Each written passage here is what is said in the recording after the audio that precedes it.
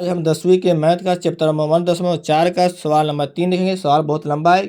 सवाल में पूछा यही गया है कि कुछ माने वास्तविक संख्या का नीचे दशमलव प्रसार दिया गया है और बताना है कि इसमें परिमेय संख्या है या नहीं है, और है को p/q के रूप में है तो उसके क्यू माने ये हर जो नीचे होता है हर उसके अभाज्य गुणनखंड के बारे में आपको क्या सोचना है। तो देखिए ये दिया हुआ है, तो देखिए इसको p/q के रूप में लिखेंगे। तो अगर लिखा जाएगा तो परिमेय होगा, नहीं होगा तो नहीं होगा।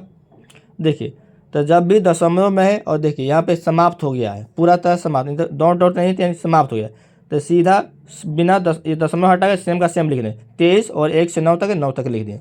दशमलव की जगह पे 1 दे दिए और दशमलव कै अंक है तो 1 से 9 तक यानी 9 अंक है तो 9 को 0 डाल दिए।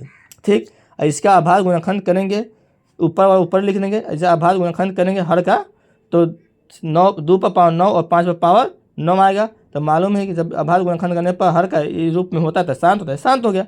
और ये वाला देखिए, ये वाला अपरिमेय होगा। आपका अपरिमेय कैसे हुआ, तो ये तरीका है कि परिमेय संख्या का निशानी है कि दशमलव के बाद खत्म हो गया था, खत्म हो गया पूरा तरह, या 10 संख्या में बार लगाए, ये लकीर नहीं बार बोलते। बार का मतलब हुआ कि 1 से 9 तक स्टार्ट हुआ, फिर आप बनाइएगा भागा दीजिएगा तो 1 से 9 तक आया, फिर 1 से 9 माने खत्म होगा ही नहीं, बार बार यही संख्या रिपीट हुआ घुमा फिरा के। और यहाँ पे देखिए 120 है, 1200 है, 12,000 इससे हो रहा है। अलग अलग संख्या भी आ रहा है और ख़त्म भी नहीं हो रहा। तो जब अलग अलग संख्या आया ख़त्म नहीं होगा और बढ़ते जाएगा आगे, वो अपरिमेय होगा।